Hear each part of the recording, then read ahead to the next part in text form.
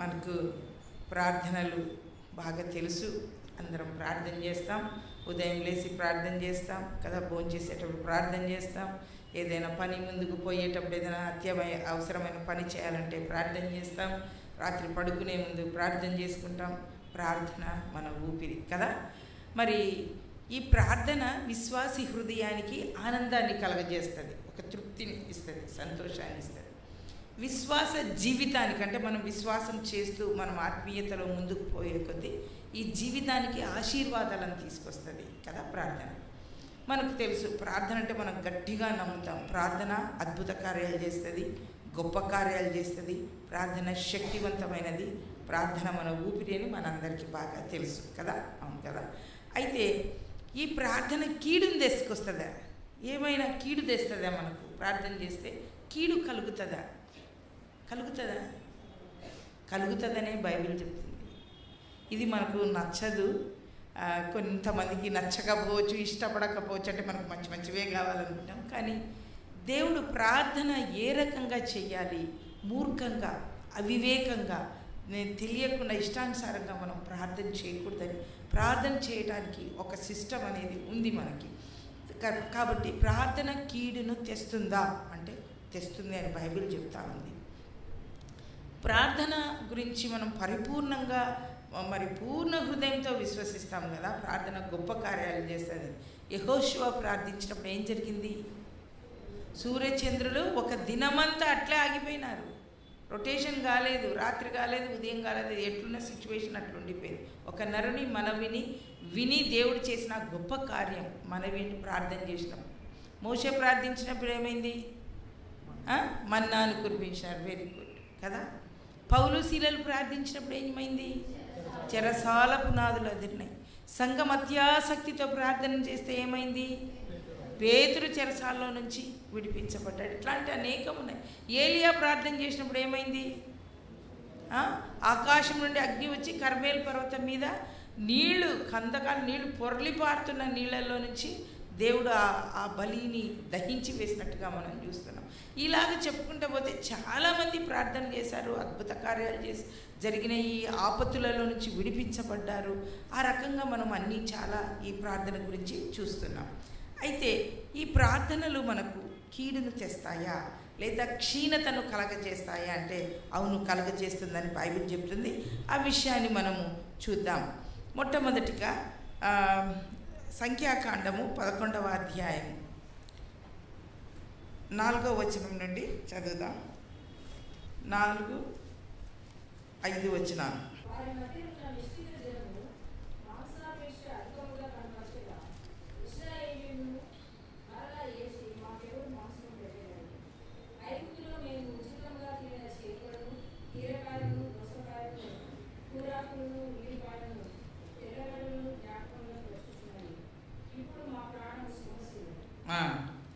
ఇప్పుడు వాళ్ళ ప్రాణం ఏమైందంట? ఐగుప్తులో వాళ్ళ సిచ్యువేషన్ ఎట్లుండింది? ఎందుకు ఐగుప్తులో నుంచి వాళ్ళు బయటికి వచ్చినారు? బాధ, కష్టము, కన్నీరు, వేదన, తట్టుకోలేని పరిస్థితి, నిట్టూర్పులు విడిచినారంట. ప్రభువా దేవా, మేము ఎంత కష్టంలో పడిపోయినాం, ఈ బాధను తట్టుకోలేకపోతున్నాం, ఈ కఠినమైన బాధ చేపిస్తున్నారు, ఈ శ్రమ తట్టుకోలేకపోతున్నామని ఏడ్చినారు, దేవునితో మొరపెట్టుకున్నారు. దేవుడు వారి కన్నీరు చూసినాడంట, వాళ్ళ నిట్టూర్పులు చూసినాడు. వాళ్ళ బాధను చూసి మోషేను పంపించి, మోషే ఎన్ని సాకులు చెప్పినా ఎంత చెప్పినా లేదు మోషే నువ్వు నిలబడాలని అహరోని పంపించి, ఆ రాజుతో కూడా వాళ్ళు చాలా ఇబ్బంది పడినారు, ఫరో రాజుతో కదా. ఇటువంటి సూచక క్రియలన్నీ చేసి అద్భుతాలు చేసి దేవుడు తన చాచిన చేయితో మహాబలంతో పరాక్రమ శక్తితో వారిని విడిపించుకొని బయటికి తీసుకొని వచ్చినాడు. వచ్చిన తర్వాత ఇలా పరిస్థితి ఏమిటిందంటే బాగానే కొన్నాళ్ళు సాగినారు. తర్వాత వాళ్ళు సనుగుతూ గొనుగుతూ నత్తనడకలాగా యాత్ర సాగుతూ ఉంది కదా వీళ్ళు. తర్వాత దైవ సేవకుడిని దూషిస్తున్నారు. అక్కడ ఎవరైనా పెద్దలుంటే వాళ్ళని దూషిస్తున్నారు, ఎదురిస్తున్నారు, సనుగుతున్నారు, గొనుగుతున్నారు, రకరకాలుగా వాళ్ళు చేస్తూ ఉన్నారు. ఇప్పుడు ఈ 11వ అధ్యాయం 4వ వచనానికి వస్తే వాళ్ళకి ఏమొచ్చిందంట చూడాలి. ఏం కావాలంట? మీరు 4వ వచనం మొదటిలోనే ఉంది చూడండి. చాలా కొంచెం కనపరిచినారా? అధికముగా ఏం కావాలంట? Non veg. మాంసాపేక్ష అధికముగా కనపరిచినారంట. ఎందుకు కనపరిచినారంటే దాంట్లో మొదట్లోనే ఉంది చూడండి, వాళ్ళ దగ్గర ఎవరున్నారంట? మిశ్రిత జనం. అంటే they have mingled with Gentiles. అక్కడ దేవుని ఎరగని ప్రజలతో, దేవుడు తెలియని వాళ్ళతో వాళ్ళు మింగిల్ అయిపోయి, మిశ్రిత జనం అంటే మిక్స్డ్ పీపుల్, వాళ్ళు అయిపోయి వాళ్ళని వాళ్ళ అభిప్రాయాలు, వాళ్ళ లక్షణాలు, వాళ్ళు చేసే క్రియలు నేర్చుకున్నారు. దేవునిలో ఉన్నవారే, దేవుని శక్తిని ఎరిగిన వారే, దేవునితో నడిచిన వారే, దేవుని నుండి విడిపింపబడిన వారే, మోషే సారథ్యంలో ఉన్నవారే. కానీ వీళ్ళు ఎవరితో ఉంటున్నారు? వీళ్ళ సాంగత్యం దుష్ట సాంగత్యము మంచి నడవడికను చెరుపును. మీరు ఎవరితో ఉంటున్నారు? మీ సాంగత్యం ఏంటి? చర్చిలోకి వచ్చినప్పుడు అందరం ప్రైజలాడే, అందరం ఒకటే, అందరికీ బైబిల్లో, అందరికీ ముసుగులు అన్నీ ఉన్నాయి మనకి. కానీ ఇంటి దగ్గరికి వెళ్ళినప్పుడు మీ వ్యక్తిగత జీవితంలో మీ సాంగత్యం ఎవరితో ఉంది? ఎవరితో ఉంది? మీరు ఎవరితో మాట్లాడుతున్నారు? ఎలాంటి క్రియలు చేస్తున్నారు? వాళ్ళ లక్షణాలు మీరు అంటే 6 నెలలు సహవాసం చేస్తే ఏమవుతుందంట? వాళ్ళు వీళ్ళైతారంట, వీళ్ళు వాళ్ళు అవుతారంట. అంటే మన సహవాసం ఎవరితో ఉంది? ఇశ్రాయేలీయులు ఇలా కావడానికి కారణం వారు మిశ్రిత జనంతో ఉన్నారు. అందుకు వాళ్ళ అలవాట్లు, వాళ్ళ పద్ధతులు, వాళ్ళు చెప్పినట్లు చేయడం వల్ల వాళ్ళు ఏం చేసినారు? అధికంగా మాంసాపేక్ష కనపరిచినారంట. కనపరిచిన తర్వాత మీరు ఇక్కడ కింద చూస్తే చూడండి, వాళ్ళు 10వ వచనంలో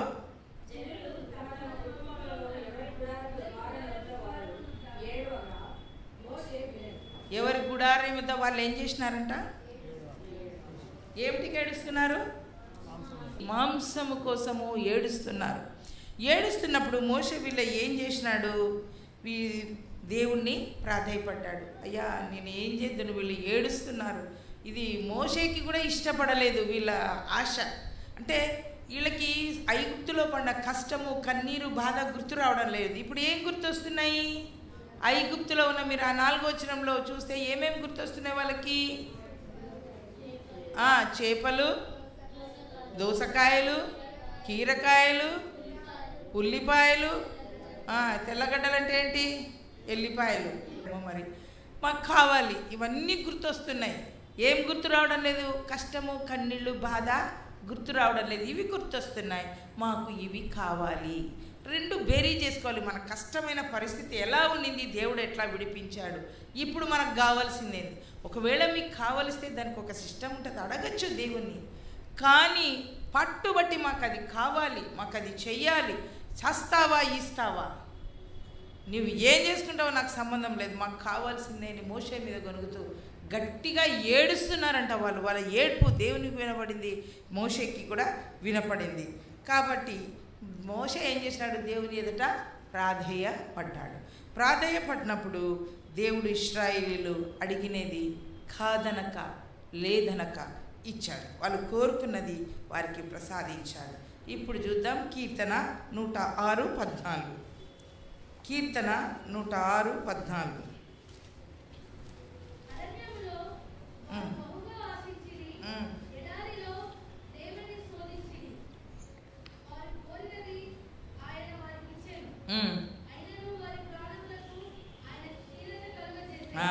వారు కోరింది దేవుడు వారికి ఇచ్చినాడంట.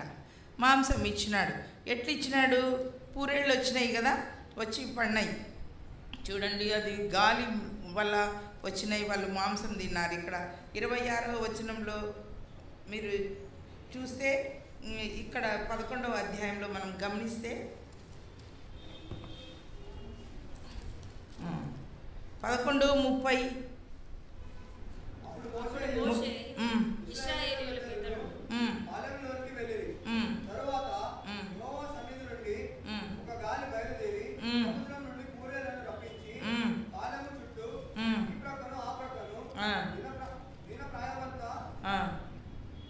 దూరమగు వరకు భూమి మీద 2 మూరల ఎత్తున వాటిని పడచేసాను. దేవుడు పూరేళ్ళని పంపించినాడు. ఇప్పుడు 33వ వచనం చదవండి. 11:33. ఆ మాంసము ఇంకా వారి పండ్ల సందున నుండగానే అది నమలాక మునుపే యెహోవా కోపము జనుల మీద రగులుకొనెను. యెహోవా తెగులు చేత వారిని బహుగా బాధించెను. వారి ఆ మాంసం ఇంకా ఎక్కడుందంట?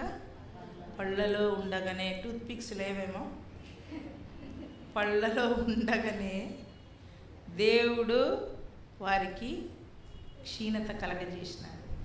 వాళ్ళది అంటే ఇది ఎడారిలో వాళ్ళు దేవుణ్ణి పరీక్షించారు కదా, దేవుడు వారు కోరింది వాళ్ళకి ఇచ్చినాడు. అయితే ఇది దేవునికి సరిపోని ప్రార్థనలో ఆయనను ఆదేశించడం, ఆజ్ఞాపించడం, ఇస్తావా చస్తావా అనడం చాలా తప్పు. చాలా నాకు కావాల్సిందే ప్రభువా, ఇది నువ్వు ఇయ్యాల్సిందే నాయనా, ఇచ్చి తీరాల్సిందే నాయనా అని అడుగుతుంటారు చాలామంది. దేవుని చిత్తానికి అననుకూలమైనది మనం అడగకూడదు. లోతు విషయంలో దేవుడు పారిపోమన్నాడు, మైదానంలోంచి బయటికి తీసుకొచ్చినాడు, డిలే చేసినాడు. తడవు చేయగా చెయ్యి పట్టుకొని బయటికి తీసుకొచ్చినాక ఇదిగో ఎదురుగున ఒక ఊరికి వెళ్ళు అంటే ఏమన్నాడు, అంత దూరం నేను పోలేనేమో, నేను నాశనం అయిపోతానో ఏమో, ఈ దగ్గరున్న ఈ పర్వతానికి పోతాను. తీసుకొచ్చిన దేవుడు నువ్వు ఆ ఊరు చేరే వరకు దేవుడు ఆగలేడా? నిన్ను నాశనం చేయాలంటే దాంట్లోనే నాశనం చేస్తాడు కదా, చెయ్యలేడా? మరి నిన్ను బయటికి ఎందుకు తీసుకొచ్చినాడు? నిన్నెందుకు ఒక స్థలం నీకు చెప్పి ఈ స్థలానికి వెళ్ళు లోతు అన్నప్పుడు నువ్వు వెళ్ళలేకపోయినావు, ఎందుకు వెళ్ళలేదు? ఆయన కోరుకున్న స్థలానికి ఆయన వెళ్ళాడు. మనకు తెలుసు, ఫలితంగా కన్న బిడ్డల ద్వారా ఆయన సంతానం పొంది దేవునికి అసహ్యమైన 2 జనాంగాలు మోయాబీలు, అమోనీయులు దేవుడు ఉత్పత్తి అయినారు. దేవునికి ఇష్టం లేనిది దుష్కార్యాలు జరిగినాయి. లోతు నీతిమంతుడని పేరు పొందినవాడు. తన ఆఖరి దశ చాలా భయంకరంగా మనం చూస్తూ ఉంటున్నాం. అంటే మనకిష్టమైంది మనం కోరుకుంటే, ఇదే కావాలని కోరుకుంటే, దేవుడు చెప్పింది వినకుండా మనకిష్టమైంది కావాలని కోరుకుంటే, పో చావు, నీ చావు నువ్వు చావు అనుకుంటారు. కొన్నిసార్లు తల్లిదండ్రులు కూడా అంతే, ఇదొద్దు ఇదొద్దు ఇదొద్దు అంటుంటే వీళ్ళు ఏం చేస్తారు, సతాయిస్తుంటారు. మాకు అదే కావాలంటే పో, నీ చావు నువ్వు చావు, ఏమో నువ్వు చేసుకోపో అంటారు. అంటే ఇష్టము లేకుండా కష్టమైన మనసుతో యాక్సెప్ట్ చేస్తారు. అది మీరు టేక్ ఇట్ గ్రాంటెడ్ అంటే మా అమ్మ మా నాన్న ఒప్పుకున్నారు అనుకుంటారు. వాళ్ళు ఏ హృదయంతో ఒప్పుకున్నారు? సంతోషంతో నన్ను దీవిస్తున్నా, నిండు హృదయంతోనా అనేది గుర్తుకి రాదు. ఇక్కడ కూడా వీళ్ళంతే, దేవుడు ఇచ్చినాడు మాంసం అని సంతోషపడుతున్నాడు, కానీ ఆయనను ఎంతగా శోధించినారు, ఆయనను ఎంతగా బాధ పెట్టినారు, ఆయనను ఎంతగా వేధించినారు అన్న విషయం వీళ్ళకు గుర్తు రాలేదు. కాబట్టి ఇక్కడ మనము చూడాల్సిందంటే ఇది దేవుని సంకల్పానికి సరిపోని ప్రార్థన. దేవుడు తన చిత్తానికి భిన్నంగా ఏమీ చెయ్యడు, తన చిత్తం ఏదుంటే అదే చేస్తాడు. ఆయన మనం చేసే ప్రార్థనకి జవాబు కావాలని పట్టుబట్టడము మనకు చాలా ప్రమాదకరం. కాబట్టి మనం పట్టుబట్టకూడదు. అలాంటి ప్రార్థనలకు ఆయన జవాబిచ్చిన, ఒకవేళ అటువంటి ప్రార్థన మనకు కావాలని పట్టుబట్టి జవాబు తెచ్చుకున్న, అది మన శరీరానికి అనారోగ్య రూపంలో కావచ్చు, ఆత్మకు ప్రాబ్లం కావచ్చు, లేదా మన కుటుంబానికే ప్రాబ్లం కావచ్చు. మన ఇష్టానుసారంగా మనం చేయాలనుకుంటున్నాం. యవన బిడ్డలు ఇష్టానుసారంగా వివాహాల విషయాలలో చాలాసార్లు నేను ప్రేమించినాను, ఈ అమ్మాయిని ప్రేమించినాను, వాళ్ళు వాళ్ళో తెలీదు. మనకు సంబంధించిన విశ్వాసికి అవిశ్వాసికి పొత్తు లేదు, విజోడుగా ఉండకూడదని బైబిల్ చెప్తుంది. దేవుడు అనేక సార్లు మనము ఒక వివాహంలో ఎన్నుకున్నప్పటికీ దేవుడు అలర్ట్ ఇస్తుంటాడు మనకి, ఇది నీది కాదు, ఇది నీది కాదు, ఇది నీది కాదని కొన్ని సందర్భాలలో. అది గ్రహించలేకుండా మాకు కావాలని తెచ్చుకొని ఎంతమంది డైవర్స్ అయ్యేవాళ్ళు, ఎంతమంది భర్త ఇడిచిపెట్టి ఇంటి దగ్గర ఉన్నవాళ్ళు, ఎంతమంది భార్యను ఇడిచిపెట్టి తిరిగేటోళ్ళు, ఎంతమంది ఊరికే 1 నెల 2 నెలలు అసలు పోలీస్ స్టేషన్ల చుట్టూ, కోర్టుల చుట్టూ 20 రోజులు సంసారం చేసిన వాళ్ళు, 18 రోజులు సంసారం చేసిన వాళ్ళు, 1 నెల 2 నెలలు. ఇలాంటి పరిస్థితుల్లో మనం ఉంటున్నాం. తల్లిదండ్రుల మాట యవ్వనస్తులు విని తీరాల్సిందే. మీకు తెలియదు, మీ మీ అనుభవం సరిపోదు. తల్లిదండ్రులకు ఈ వయసు వచ్చింది అని అంటే, ఇప్పుడు మాకు 50-60 ఏళ్ళు వచ్చినాయి అంటే వాళ్ళు జీవితాన్ని చూసుంటారు, మంచి చెడ్డలు చూసుంటారు. మీ మంచి కోరుకునే వాళ్ళు మీ తల్లిదండ్రులు, అవతల వ్యక్తులు మీ మంచి కోరరు. ఈ రకంగా మనల్ని క్షీణత కలిగించే పరిస్థితుల్లోకి మనం వెళ్ళకూడదు. వీళ్ళు క్షీణత కలిగించే ప్రార్థన చేశారు. మనకు ప్రార్థన ఒకవేళ ఆలస్యం జరిగితే ఈ సాతాను చెప్తుంటుందంట మనకి, ఏమని? నీ ప్రార్థనలకు జవాబు రాదు, నీ దేవుడు నీ ప్రార్థన వింటున్నాడా? వినలేదు. నీకు ఆలస్యం జరుగుతుంది, నీకు జవాబు రాదు. మరి నీ దేవుడా, నువ్వు అసలు లేవు, దేవుడు అనేటోడు ఉన్నాడా? ఉంటే నీకు రాదా? మరి వాళ్ళకి అది జరిగింది, ఇది జరిగింది, నువ్వు కూడా అదే చర్చికి పోతావు కదా, నీకెందుకు జరగదు? నీ దేవుడు లేడు, నీకు చెయ్యడు. కాబట్టి నువ్వు ఇప్పుడు ఏం చేయాలా? దేవుని నుండి దూరం కావాలా, మందిరం నుంచి దూరం కావాలా, సహవాసం నుంచి దూరం కావాలా అని ఎవరు నేర్పిస్తారు? ఒక మనిషి రూపంలో చెబుతుండొచ్చు. నీ మనసులో, మన మనసుకు మాటలు లేవు, భాష లేదు, కానీ బాగా మాట్లాడుతుంది. అందరికంటే గట్టిగా మాట్లాడేది మన మనసే. ఊరికే పండుకుంటే చాలు ఎన్నో మాటలు చెప్తుంటుంది అది కదా, బాగా మాట్లాడుతుంది కదా. మన మౌనంగా ఉంటుంది కానీ మనసు చాలా మాటలు మాట్లాడుతుంటుంది. కాబట్టి ఇలాంటివన్నీ మనకు చెప్పిస్తుంటుంది. మన మనసు చెప్పిస్తుండొచ్చు, సాతాను చెప్పిస్తుండొచ్చు, అవతల నువ్వు మిశ్రిత జనంతో మింగిలైనారు కదా, ఇట్లాంటి మనుషులు చెప్పిస్తుండొచ్చు, మనకి రకరకాల వాళ్ళు చెప్పిస్తుండొచ్చు. అయితే మన దేవుడు అలాంటి వాడా? ఆలస్యము అలక్ష్యానికి కారణం కాదు ఆయన. He is in process. మనం ఒక అప్లికేషన్ వేస్తాము ఉద్యోగానికో ఎక్కడికో, ఈ అప్లికేషన్ వేసినావమ్మ ఈరోజే వచ్చి చేరు అంటారా? దాన్ని చూస్తారు, నీ సర్టిఫికేట్లు మంచివా కాదో చూస్తారు, నేను ఇంటర్వ్యూ చేస్తారు, రిటర్న్ టెస్ట్ పెడతారు, నువ్వు మంచిగా ఉన్నావా, నీ అనుభవం ఏమంటే అన్నీ చూసి తీసుకుంటారు. కనీసం తీసుకోవడానికి డిఎస్సి ఎగ్జామ్స్ చాలామంది రాశారు, చేరినారా ఉద్యోగాలలో? లేదు. దానికి జరగడానికి ఒక పద్ధతి, ఒక ప్రొసీజర్ ఉంటుంది. ఎన్నాళ్ళైనా వెయిట్ చేస్తారు ఆ ఉద్యోగానికి, ఎందుకంటే మేము రాసినాం, సెలెక్ట్ అవుతామని ఎన్నాళ్ళైనా వెయిట్ చేస్తాం. అదే దేవుని జవాబు అయితే ఇమ్మీడియట్గా రావాలి, ఇప్పుడే రావాలి, ఈ క్షణానికే రావాలి. ఎందుకు చేయడు దేవుడు? అట్లా కాదు. కాబట్టి మనము క్షీణత కలిగి, వాళ్ళ పండ్లలో ఉండగానే వాళ్ళకు క్షీణత కలిగినట్టు మనము చూస్తున్నాం. అదే 78వ దావీదు కీర్తన చూడండి. 78వ దావీదు కీర్తన 29వ వచనం.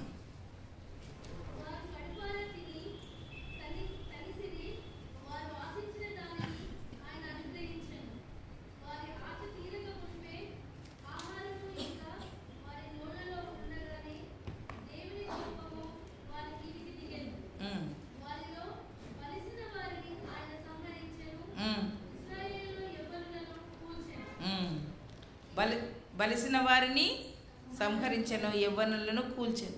తెగులు వారి మీదకి వచ్చిందంట. దేవుడే కదా మాంసం ఇచ్చింది, అడిగింటే దేవుడే కదా అన్నాడు. కొన్నిసార్లు మనం అడిగింది దేవుడు మనకి ఇస్తాడు, కానీ అది మన జీవితాలకు అపాయాన్ని, ప్రమాదకరాన్ని, ఇబ్బందిని, కష్టాన్ని, కన్నీరును కలగజేస్తుంది. ఇది మనం గుర్తుపెట్టుకోవాలి.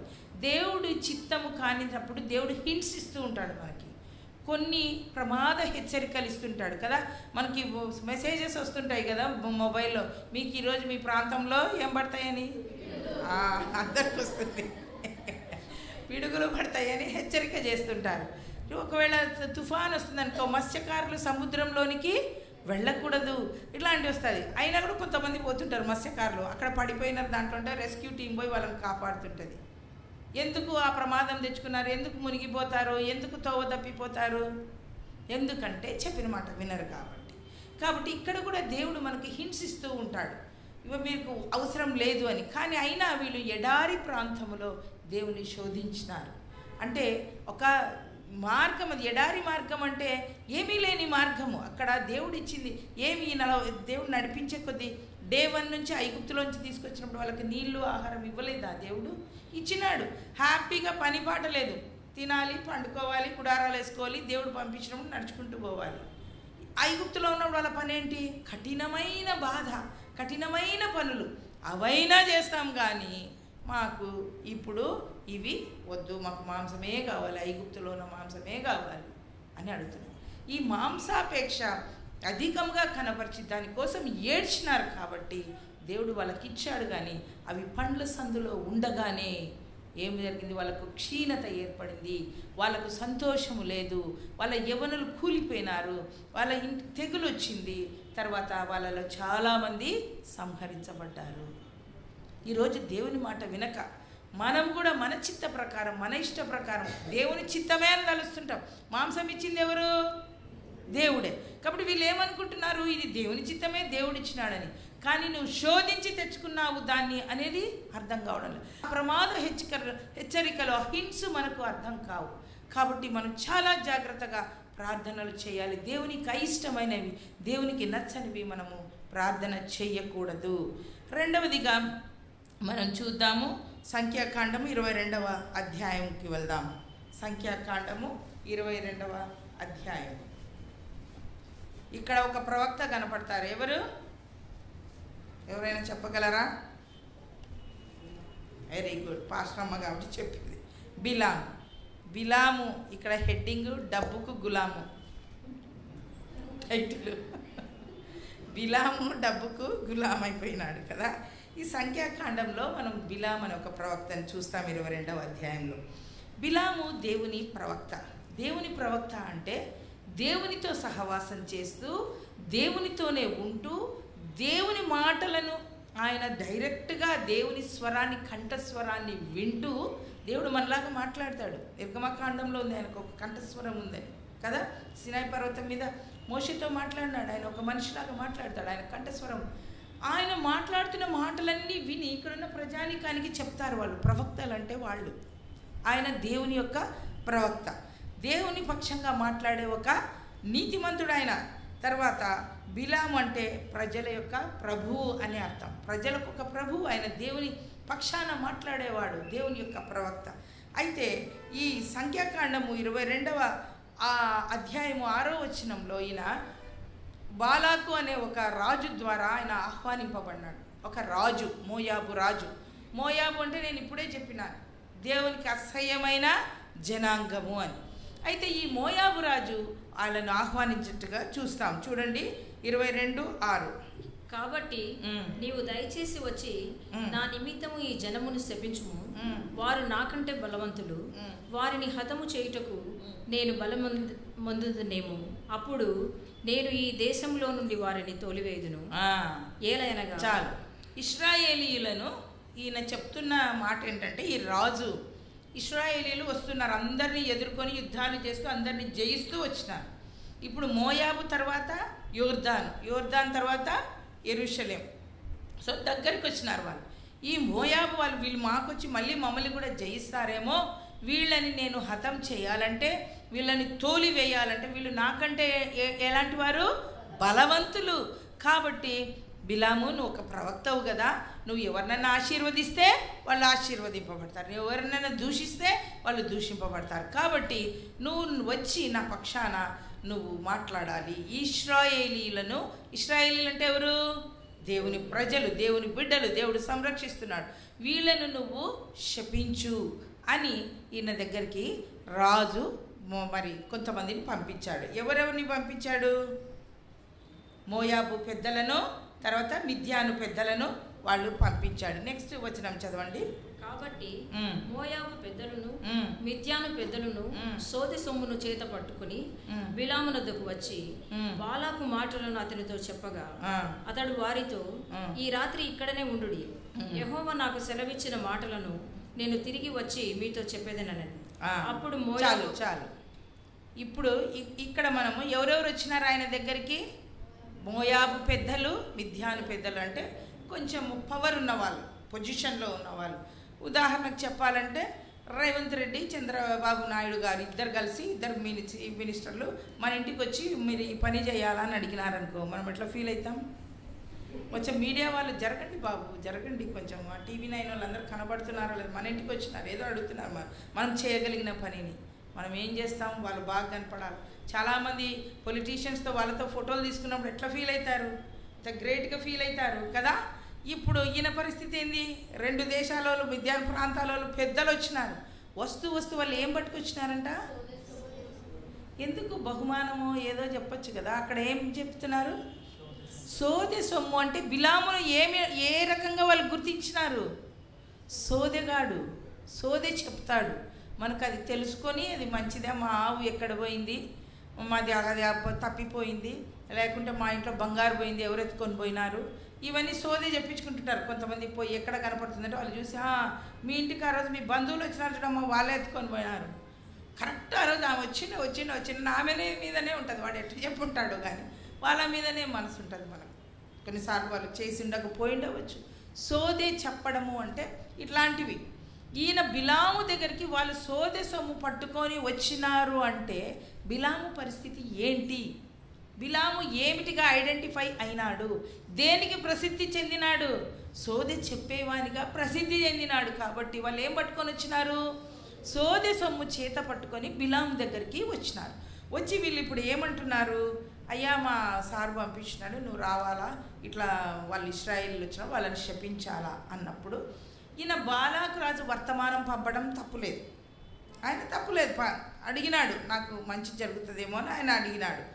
మరి ఆయన పంపడంలో తప్పు లేదు, మరి ఆయన తెలిసిన వ్యక్తులు వచ్చడంలో కూడా తప్పు లేదు వాళ్ళు. కానీ ఇక్కడ బిలాము గ్రహించవలసిన విషయం, బిలాము ఒక ప్రవక్త. వాళ్ళు ఎందు నిమిత్తం వచ్చారో వాళ్ళు అడుగుతున్నది విషయం ఏంటి? బిలాంకి ఇశ్రాయేలీల గురించి తెలియదా? ఇశ్రాయేలీలు ఎవరో తెలియదా? దేవుని పిల్లలని తెలియదా? ప్రతిష్ఠిత జనమని తెలియదా?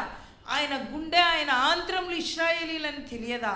ఆయన పేగులంట, నా ఆంత్రములు కొట్టుకొనుచున్నాయి, నా గుండె కొట్టుకుంటుంది మీకోసం, వాళ్ళు తప్పిపోయినప్పుడు దేవుడు అట్లా ఏడుస్తున్నాడు.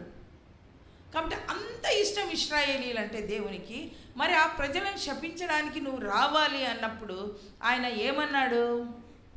మీరు ఇక్కడనే నిలిచి ఉండడి, రాత్రికి నేను దేవుణ్ణి అడుగుతాను అని చెప్పినాడు. ఆయన గ్రహించలేకపోయినాడు. ఇక్కడ కూడా ఏం ప్రాబ్లం లేదు, దేవుణ్ణి అడుగుతానని చెప్పినాడు. అక్కడ కూడా బాగానే ఉంది.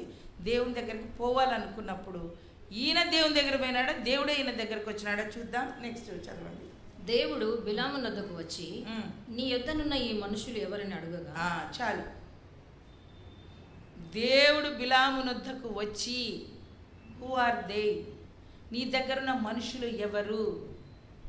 ఈరోజు దేవుడు అడుగుతున్నాడు మనకొక్కరిని, నువ్వు తిరుగుతున్న మనిషి ఎవరు? నీవు ప్రేమిస్తున్న అబ్బాయి ఎవరు? నువ్వు ఏ అమ్మాయితో మాట్లాడుతున్నావు? రాత్రి కూర్చొని నువ్వు చాట్ చేసేది ఎవరితో? బాగానే ప్రార్థనకు వస్తున్నావు, బాగానే వాక్యాలు చదువుతున్నావు, బాగానే పాటలు పాడుతున్నావు. ఈ ఒక్కొక్క క్వశ్చన్ అంటే ఒక్కొక్క రకంగా ఉండొచ్చు. నేను ఎగ్జాంపుల్గా కొన్ని చెప్తున్నాను. దేవుడు మనల్ని క్వశ్చన్ తప్పకుండా వేస్తాడు. Where are you? ఎవరిని అడిగినాడు? కయీను నీ తమ్ముడు ఎక్కడ అన్నాడు. ఆదాంని ఏమన్నాడు? నువ్వెక్కడున్నావు? Where are you? నువ్వెక్కడున్నావు? కయీన్ని నీ తమ్ముడు ఎక్కడా అని అడిగినాడు కదా. దేవుడు క్వశ్చన్స్ వేస్తాడు. సౌలు మహారాజుని అడిగినాడు, నీ భవనంలో వినపడుతున్న ఆ రంకెలేంటి అడిగినాడు. ఆ రంకెలేంటి అని అడిగినాడు కదా. ఏం రంకెలు సౌలు భవనంలో వినపడుతున్నవి? ఎవరివి అవి?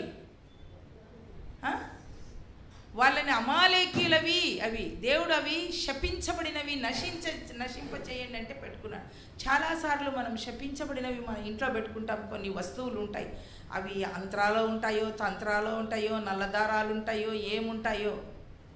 చాలామంది కాళ్ళకు నల్లదారాలు కట్టుకొని తిరుగుతుంటారు, ఇంకా అది చేస్తుంటారు, ఇది చేస్తుంటారు. కొన్ని శపించబడినవి మన జీవితాలను ముందుకు పోనీయకుండా, మన అడుగు ముందుకు పోనీయకుండా, మన కుటుంబం ముందుకు పోనీయకుండా, అభివృద్ధి చెందకుండా, ప్రార్థనలకు జవాబు రాకుండా చాలా జరుగుతూ ఉంటాయి.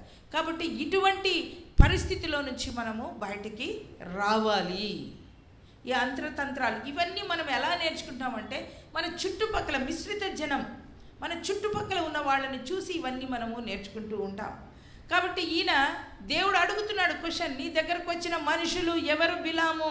దేవుని తెలీదా? తెలుసా? తెలీదా? కానీ బిలాము ఏం చెప్తాడో చూద్దాం. బిలాము దేవునితో ఇట్లా, నేను సిపోరు కుమారుడైన బాలాకను మోయాబు రాజు చిత్తగించుము, ఒక జనము ఐగుప్తు నుండి బయలుదేరి వచ్చెను, వారు భూతలమును కప్పుచున్నారు. నీవు ఇప్పుడే వచ్చి నా నిమిత్తం వారిని శపింపుము, నేను వారితో యుద్ధము చేసి వారిని తోలివేయుదునేమో అని వీరి చేత నాకు వర్తమానం పంపాను. దేవునికి చెప్పినాడు. ఇక్కడ కూడా ఏం తప్పలేదు. దేవుడు వచ్చి అడిగినాడు ఎవరు ఏం కథ అంటే చెప్పినాడు, నీతి న్యాయంగా చెప్పేసినాడు. దేవుడు ఏం చెప్పినాడు ఆన్సరు? అందుకు దేవుడు, నీవు వారితో వెళ్ళకూడదు, మీ బైబిల్ చూడాలి, ఆ ప్రజలను శపింపకూడదు, వారు ఆశీర్వదింపబడిన వారు అని బిలాముతో చెప్పారు. దేవుడు ఏం చెప్తున్నాడు?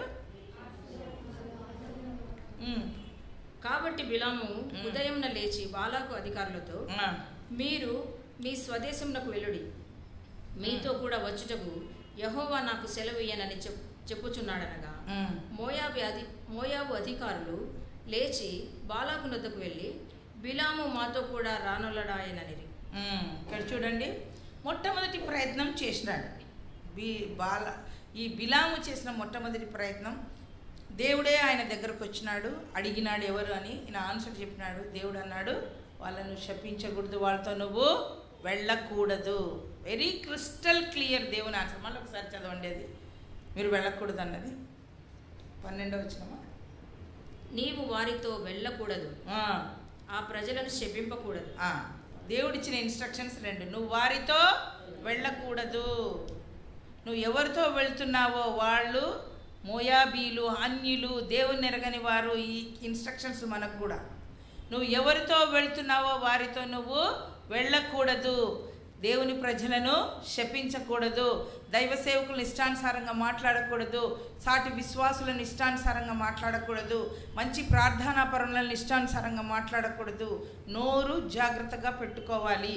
కాబట్టి నువ్వు వాళ్ళతో వెళ్ళొద్దు. దాని విషయమై నాకు ప్రార్థన చేయొద్దు. ఏమొద్దు. నువ్వు వెళ్ళకూడదు. ఇంకోటి ఏం చెప్పినాడు? శపించకూడదు. రెండు చెప్పినాడు. దేవుడు మాట మార్పు లేనివాడు కదా, మాట తప్పనివాడు. చెప్పినాడు బిలాంకి. బిలాంకి అర్థమైందా లేదా? అర్థమయ్యి వాళ్ళకి ఏం చెప్పినాడు? పొద్దున్నే నేను రాను, మీతో రావడానికి దేవునికి మనసు లేదు, నాకు సెలవు ఇయ్యలేదు, కాబట్టి మీరు వెళ్ళండి అని చెప్పినాడు. వెళ్ళండి అని చెప్పిన తర్వాత ఈ ప్రయత్నం అయిపోయింది. మళ్ళీ నెక్స్ట్ ఏం చేసినాడు? రెండవ ప్రయత్నము చేస్తున్నారు వీళ్ళు. ఏం చేసినారు? మోయాబు అధికారులు లేచి బాలాకు నొద్దకు వెళ్ళి బిలాము మాతో కూడా రానులడాయనని. అయినను బాలాకు వారికంటే బహు ఘనత వహించిన మరి ఎక్కువ మంది అధికారులను మరలా పంపాను. వారు బిలాము నొద్దకు వచ్చి అతనితో, నీవు దయచేసి నా యొద్దకు వచ్చుటకు ఏమీ అడ్డము చెప్పకము. నేను నీకు బహు ఘనత కలుగజేసేదను. నీవు నాతో ఏమి చెప్పుదువో అది చేసేదను. కనుక నీవు దయచేసి వచ్చి నా నిమిత్తము ఈ జనమును శపించుమని సిప్పోరు కుమారుడైన బాలాకు చెప్పాననేది. రెండోసారి ఈసారి ఇంకా బహుఘనత వహించిన పెద్దలు.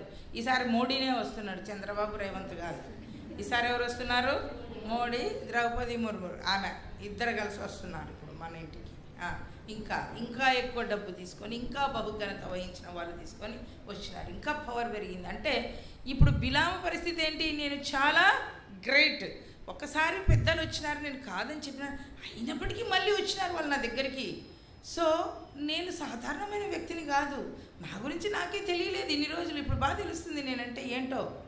రాజులు పంపిస్తున్నారు నా దగ్గరికి, అధికారులు వస్తున్నారు, పెద్దోళ్ళు వస్తున్నారు, ఇంకా డబ్బు పట్టుకొని వస్తున్నారు అని వాళ్ళు వచ్చినారు. వాళ్ళు వస్తే ఇప్పుడు బిలాం ఏం చేయాలి? మొదటి దేవుడు ఆన్సర్ ఏం చెప్పినాడు? మళ్ళీ ఇప్పుడు ఎస్ చెప్తాడా దేవుడు? దేవుని మనసు తెలిసిన వాడు దేవుని ప్రవక్త. దేవుని మనసుని ఎరిగి చేయాలి ఏదైనా కూడా. ఒక్కసారి దేవుడు నోటి దాన్ని కరెక్షన్ చేయడు, దాన్ని వేధించకూడదు, శోధించకూడదు. వీళ్ళు శోధించినారు, మాకు మాంసం కావాలా, మాంసం కావాలా, మాంసం కావాలన్నారు. ఆ మాంసం పళ్ళల్లో ఉండగానే చచ్చిపోయినారు. ఇక్కడ ఈయన నువ్వు శపించకూడదు, నువ్వు వెళ్ళకూడదు అంటే ఏం చేస్తున్నాడు? ఈయన మాటిపోతున్నాడు దేవుని దగ్గరికి. రెండవ ప్రయత్నం చేస్తున్నాడు. ఇప్పుడు దేవుడు మొదట చెప్పినాడయ్యా, మళ్ళీ అంటాడు నీ ఇంటాడు బంగారు ఇచ్చినా నేను చెప్పలేను, ఈ దేవుడు ఏం చెప్తాడో నేను అదే చెప్తా అంటాడు. కానీ మీరు వెళ్ళిపోండి, నేను వెళ్ళను, నేను అడగను, నాకు ఆల్రెడీ చెప్పేసినాడని చెప్పాలి కదా, చెప్పలేదు. ఇక్కడ బిలాము బలహీనతకు మనకు స్పష్టంగా కనపడుతుంది. ఆయన బలహీనత ఏంటి? వాళ్ళు తెచ్చినది ఏంది? స్వదేశం ఉంది, బహుమానాలు తెచ్చారు కదా. అందుకే యూదా పత్రికలో ఉంటుంది చూడండి, యూదా పత్రిక వచనం, యూదా 11వ వచనం చూడండి. అయ్యో వారికి శ్రమ, వారు కయ్యను నడిచిన మార్గమున నడిచిరి, బహుమానము పొందవలనని బిలాము నడిచిన త్రోవలో ఆతురముగా పరుగెత్తిరి. దేనికంటే బిలాము అక్కడ రాసినారు ఏం పొందాలని? బహుమానము పొందాలని. వాళ్ళు తెచ్చిన సొత్తు మీద, వాళ్ళు తెచ్చిన డబ్బు మీద, వాళ్ళు తెచ్చిన దాని మీద ఆయనకు ఆశ ఉంది, కానీ దేవుని మాట మీద ఆయనకు ధ్యానము లేదు, ఏకాగ్రత లేదు, జ్ఞాపక శక్తి లేదు. దేవుడు వద్దంటున్నాడు అన్న విషయము గుర్తు పెట్టుకోలేకపోతున్నాడు. నేను మళ్ళీ అడుగుతాను, ఎందుకు? ఆ దేవుడు ఒకవేళ ఎస్ అంటే ఆ డబ్బులంతా ఏమవుతాయి? వస్తాయి. అందుకే నేను చెప్పిన మీకు, బిలాము డబ్బుకు గులాము. డబ్బుకు ఆశపడినాడు, కానీ దేవుడు అంతకంటే ఆయనకి ఇవ్వగలడు అన్న విషయాన్ని మర్చిపోయాడు. దేవుడు తక్కువ చేస్తాడా? తక్కువ చేయడు. కానీ ఒక ప్రవక్త అయ్యుండి చేసినాడు. గెహాజీ ఏం చేసినాడు కదా? నయమానుకు దగ్గర ఉన్న బహుమానాలను ఆశించినాడు. గెహాజీ ఏలియా తర్వాత ఎలీషా అయినాడు. ఎలీషా తర్వాత గెహాజీ కావాల్సింది. ఒకవేళ ఆయన డబుల్ చేసింటే ఈయన ఇంకా ఎక్కువ చేసేవాడేమో, అద్భుతాలు ఆశ్చర్యక్రియలు చేయగలిగిన వాడేమో. కానీ గెహాజీ ప్రవర్తన దేవుని ఎదుట సరిగ్గా లేదు. బహుమానాలను ఆశించిపోయి ఏం తెచ్చుకున్నాడు? కుష్టు తెచ్చుకున్నాడు. ఆ కింది దాంట్లో వాళ్ళు గొడ్డలూడిపోయినాడు, నీ సెలవైతే అని శిష్యులు అడిగినారు. ఈయన అడిగినాడా, నీ సెలవైతే పోయి తెచ్చుకుంటానయ్యా, నా భార్య బిడ్డలకు డబ్బు లేవు అని అంటే ఆయన ఏ అద్భుతం చేస్తుండేనో నీకు ఎలీషా, ఏమిస్తుండేనో నీ ఇంట్లో కష్టం ఉంటే, మరి నువ్వు ఆయనకు ఎందుకు చెప్పలేదు? ఎందుకు పరిగెత్తినావు? బహుమానాల వెంట ఆయన సత్వర సంతతికి ఏం తెచ్చినాడు? గెహాజీ కుష్టు తెచ్చినాడు. లంచాల కోసము, బహుమానాల కోసము, వడ్డీల కోసము ఆశపడితే ఏమవుతుంది? ఇంతే సంగతి. తప్పు, అవన్నీ చేయకూడదు. ఈ లంచాలని, వడ్డీలని, ఇంకా ఏదైనా సరే మనం ఏదైనా మీరు అప్పు ఇస్తే అప్పు తీసుకున్న వాళ్ళు కూడా కట్టాలని ప్రయత్నించాలి, ఎగ్గగొట్టకూడదు. రుణాలు పెట్టుకొని మనం దేవుని రాజ్యానికి ప్రవేశించలేం. నీతిగా న్యాయంగా నా దగ్గర ఇంత ఉంది నేను ఇవ్వగలను అని మీరు నెలకు కొంచెం కొంచెం కట్టుకోవడమో ఏదో చేసుకొని అప్పు తీర్చాలి. అప్పులు పెట్టుకుంటే మనం దేవుని రాజ్యానికి పోలేము. వేరే వాళ్ళకి అన్యాయం చేయకూడదు, వాళ్ళ డబ్బు వాళ్ళకి ఇచ్చేయాలి. కానీ వడ్డీలకు విసిగించి వాళ్ళకి తిండి లేకున్నా తిప్పలు లేకున్నా జీతం వస్తేనే అడుగు పోలీసుల నిలబడి వడ్డీలు ఇగ్గుకొని పోతుంటారు చాలామంది. అలాంటి పనులు మనము చేయకూడదు. ఈయన ఇటువంటి బహుమానాన్ని ఆశించిపోయినాడు. రెండవసారి పోయినాడు. ఏం చేసినాడు? రెండవసారి మరి దేవుని పోయి శోధిస్తే దేవుడు ఏమన్నాడు? వెళ్ళు అన్నాడు. ఎందుకు? సేమ్ లోతులాగా నేను అక్కడికి పోతా అంటే పో వెళ్ళు అన్నాడు. ఏమైంది? ఆయన వెళ్ళినాడు. ఎన్నిసార్లు చెప్పినా బాలాకి ఎన్ని చేసినా కూడా ఈయన ఏం చేసినాడు? వాళ్ళని శపించలేకపోయినాడు. ఆయన వారిని ఏం చేసినాడు? దీవిస్తూనే వచ్చినాడు. కాబట్టి ఈయన ప్రార్థన ఈయనకు చాలా కీడు కలిగించింది. ఎలా కీడు కలిగించింది? గాడిద ఏం చేసింది? మాట్లాడింది. గాడిదకు కనబడుతున్న దేవదూత కూడా ఈయనకు కనబడకుండా పోయింది.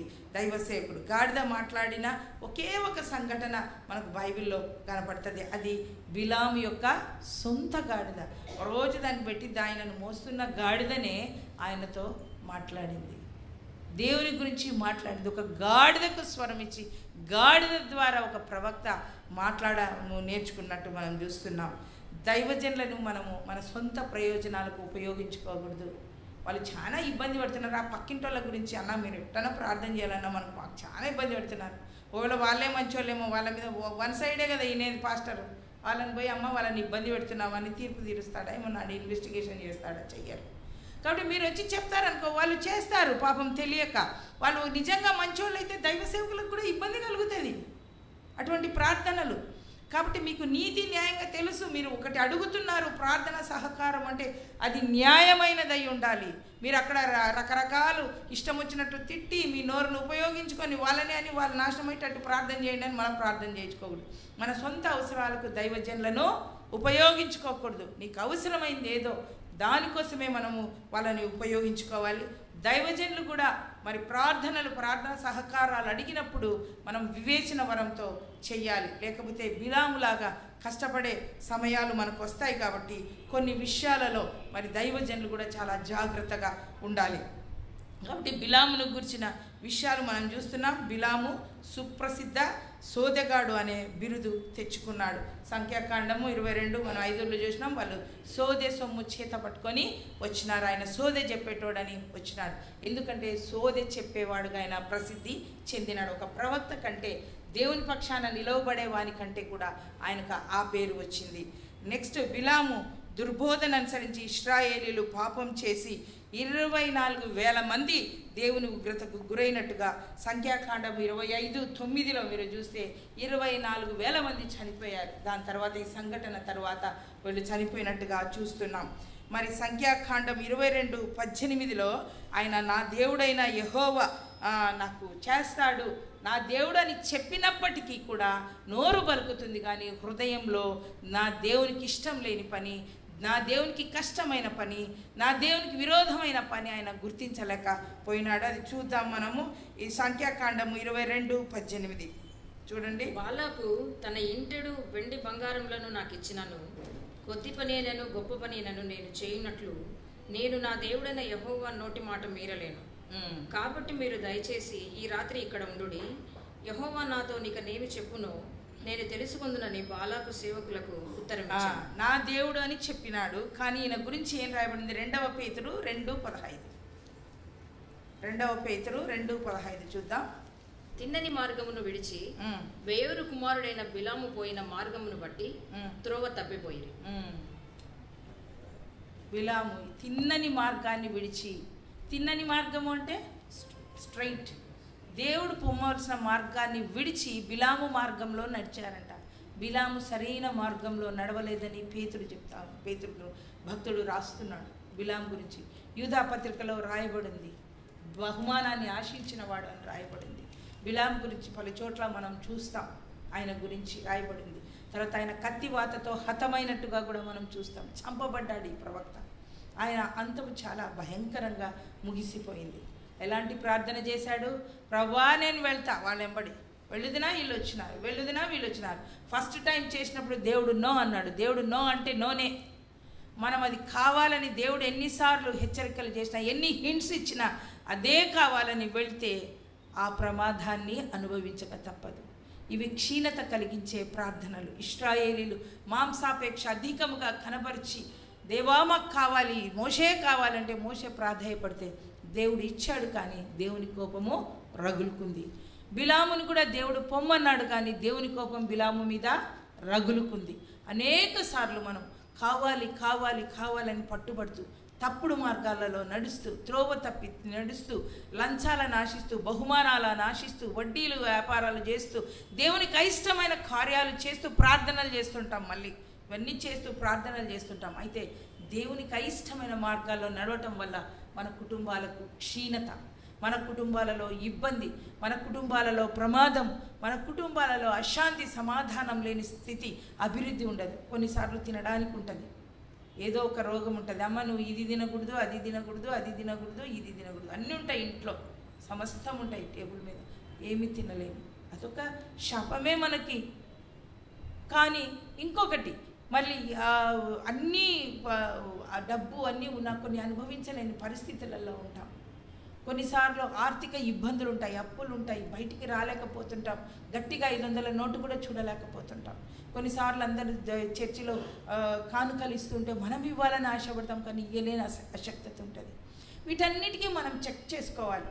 ఇప్పుడు దేవునికి విరోధంగా దావీదు మహారాజు ఇశ్రాయేల్ ప్రజలను లెక్కించాడు. అది దేవునికి ఇష్టం లేదు. ఎందుకంటే ఆయన దేవుడు లక్షల కొలది సైన్యాన్ని ఇచ్చాడు, పరాక్రమవంతుల్ని ఇచ్చినాడు. సాతాను ప్రేరేపించినప్పుడు సాతాను ప్రేరణకు ఒగ్గి దావీదు మహారాజు వాళ్ళని ఎంచమని యోవాబుకు చెప్తే, యోవాబు నీకేం తక్కువైంది, ఎందుకు ఎంచుతావు, ఇది దేవునికి ఇష్టం కాదని యోవాబు చాలా వాదిస్తే కూడా దావీదు ఒప్పుకోడు. ఎంచుకొని రాపో అన్నప్పుడు అది దేవునికి దృష్టికి ఇష్టం లేదు కాబట్టి దేవుడు శిక్ష పెడతాడు. 3 ఇస్తాడు.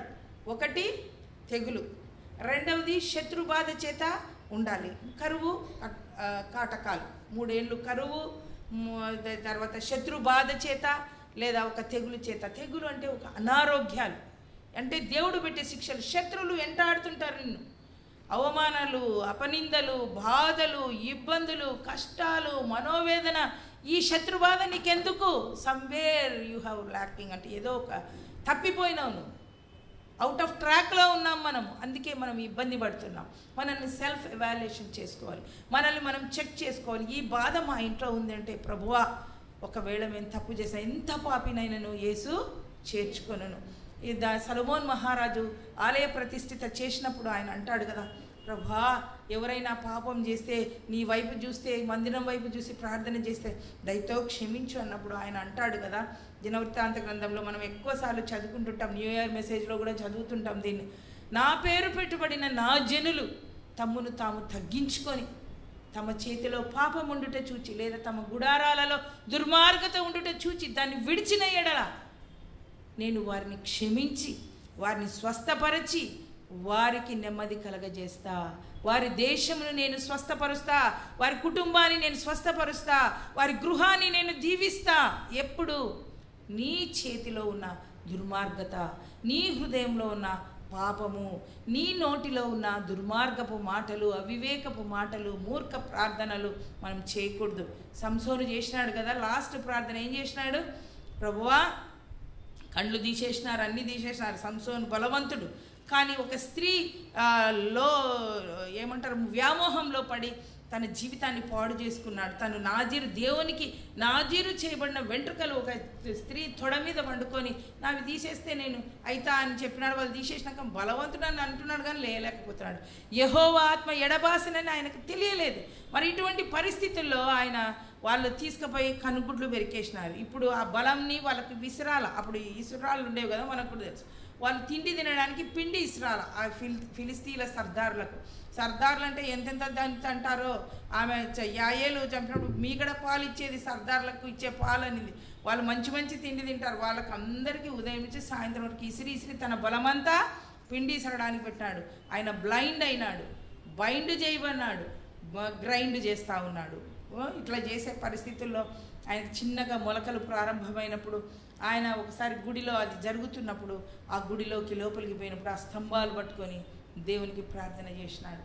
ఈ ఒక్కసారి నన్ను జ్ఞాపకం చేసుకో, వీళ్ళందరినీ చంపి నేనేమైపోతా, నేను కూడా చచ్చిపోతాను.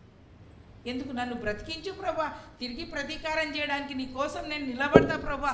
ఎంట్రలు వస్తున్నాయి, తిరిగి ఈ నాజీరు నీ కోసం నిలబడతా ప్రభా. నన్ను క్షమించు చేసిన దానికి నాయనా సహాయం చేయంటే దేవుడు సహాయం చేయడా? అటువంటి ప్రార్థన చేయలే. వీళ్ళతో పాటు నేను కూడా చచ్చిపోతా. అనేక సార్లు మనం కూడా చేస్తాం. కష్టాలు, బాధలు, ఇబ్బందులు వచ్చినప్పుడు ప్రభా ఇంత చాలు నాయన, ఇంకా చాలు ప్రభా, తీసుకపో ప్రభా, నన్ను చంపేయి ప్రభా, నాకు చాలు ప్రభా.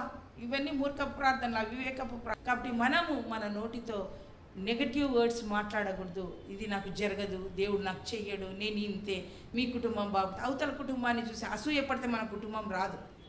రాహేలు తన అక్క అయిన లేయా మీద ఏం చేసింది? అసూయపడింది. బిడ్డలు ఎవరికి కలిగినారు? లేయా కలిగినారు. నువ్వు అసూయపడితే అవతల వ్యక్తి లేస్తుంటాడు, నువ్వు ఇట్లే ఉంటావు. దేవా వాళ్ళకి ఇచ్చినావు, థ్యాంక్స్ నాయన, మాకు కూడా ఒక రోజు ఇస్తావు నువ్వు, అటువంటి పరిస్థితి మాకు వస్తుంది దేవా అని చెప్పాలి. Be positive, remove all negative things. దేవునికి ఇష్టం లేని ప్రార్థనలు మనం చేయకుందాం గాక. ఆయన సన్నిధిలో ఆయనకి ఇష్టమైన ప్రార్థన, ఆయన మనసెరిగి మనం జీవించుదాం గాక.